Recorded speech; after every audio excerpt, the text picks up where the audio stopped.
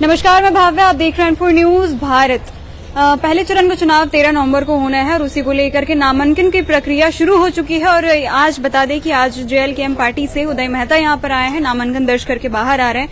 क्या कुछ कहना चाहेंगे हजारीबाग की चुनावी रणनीति में मतलब कैसे कदम रखेंगे? देखिए, धन्यवाद भाव्या जी।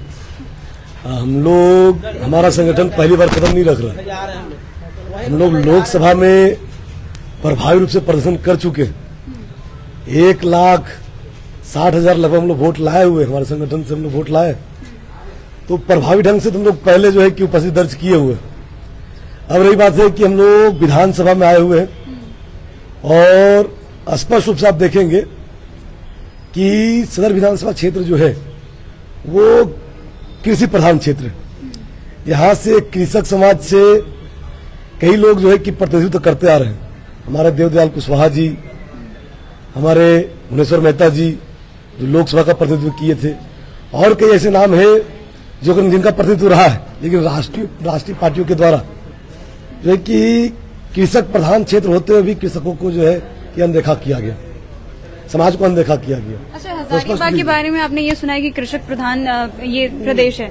हजारीबाग के बारे में आपने ये भी सुना होगा कि बीजेपी का गढ़ माना जाता है, बीजेपी का काफी अच्छा पकड़ माना जाता है यहाँ पे। किसी का कहीं गढ़ नहीं होता है भाभी जी, गढ़ किसी का नहीं होता है।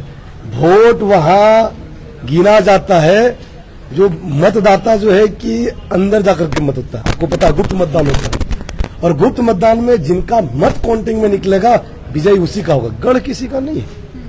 आप भी पहले अजसू से थे, हाँ, और उसके बाद फिर जेएलकेएम ने ऐसा क्या प्रभावित किया? देखिए, स्पष्ट रूप से जो है कि मैं अजसू से था और काफी लंबे समय मैं काफी समय से जो है कि अजसू छात्र संघ में लगभग 7-8 वर्षों से था, विश्वविद्यालय का प्रतिनिधित्व करता था। उनमें लगभग ऐसा नहीं है कि जेएलकेएम बनने के बाद मैं पहले ही अजसू में छोड़ चुका था, और ये कारण रहा था कि जब मैं, आपको शायद आप लोगों को जानकारी होगा, यहाँ से होमगार्ड आंदोलन चला था, काफी दिनों तक चला था। जब हम लोग सहयोग मांगे थे तो उधर से सहयोग नहीं आया था, तो मैं रूस होकर के जो है कि अजसू छोड़ दिया था उसमें। और उस समय जिस समय होमगार्ड यहाँ चल रहा था, आंदोलन चल रहा था, उसी समय जो है, उसी काल में जो है कि भाषाई आंदोलन गिरिडीह धनबाद में चल रहा था, और हम जयराम जी से संपर्क करके जीवीके से जेएलकेएम में शामिल हुए, और जयराम जी जो है कि भरोसा करके जो है कि हम उम्मीदवार बनाए। अच्छा, हजारीबाग में कैसे सामना करेंगे कद्दावरों, नेताओं का और पार्टियों का? देखिए, स्पष्ट रूप से मैं जानता हूं कि जितने उम्मीदवार राष्ट्रीय पार्टी से आए हुए हैं, अगर धन के मामले में देखा जाए तो हम बहुत छोटे, लेकिन विचारधारा के मामले में, जन समर्थन के मामले में हम लोग कम नहीं है। विचारधारा उनके पास स्पष्ट विचारधारा नहीं है, उनके पास जो है स्पष्ट नीति नहीं है, उनके पास स्पष्ट कुछ भी नहीं है। और हम लोग, हमारा विचारधारा, जेएलकेएम का विचारधारा जो है, झारखंड लोकतांत्रिक क्रांतिकारी मोर्चा का विचारधारा, जयराम महतो जी का विचारधारा जो है कि झारखंड का प्रत्येक जनता जानती है। अच्छा, आखिरी सवाल, क्या रणनीति रहेगी? स्पष्ट रूप से जो है कि हम लोग एकदम जो है कि रणनीति जो बनाए हुए हैं, और हमारा एक ही रणनीति है कि हम लोग छात्र, कृषक, बुद्धिजीवी को लेकर के चलेंगे। और मैं अपील करूंगा आपके माध्यम से, की बात कर रहे हैं आप, तो 1932 खतियान से कहीं ना कहीं जेएलकेएम पीछे हट रही है, दिखती नहीं है। नहीं, ऐसा नहीं है। हम लोग 1932 खतियान के साथ हैं, हम लोग स्थानीयता के साथ हैं, हम लोग विस्थापन नीति के साथ हैं, हम लोग रोजगार नीति के साथ हैं, हम लोग दावे के साथ कहते हैं कि हमारा सरकार जिस दिन बना 1932 खतियान लागू करके, आपका स्थानीयता को प्रभाषित करके, नियोजन नीति को प्रभाषित करके, हम लोग जो है कि प्रत्येक घर में रोजगार देने का प्रयास करेंगे और प्रत्येक घर में रोजगार देंगे।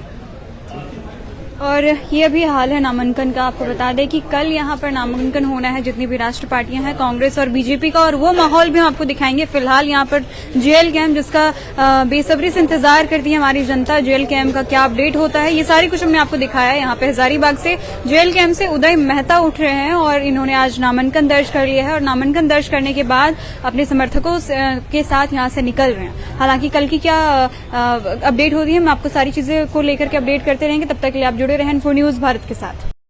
N4 News Bharat।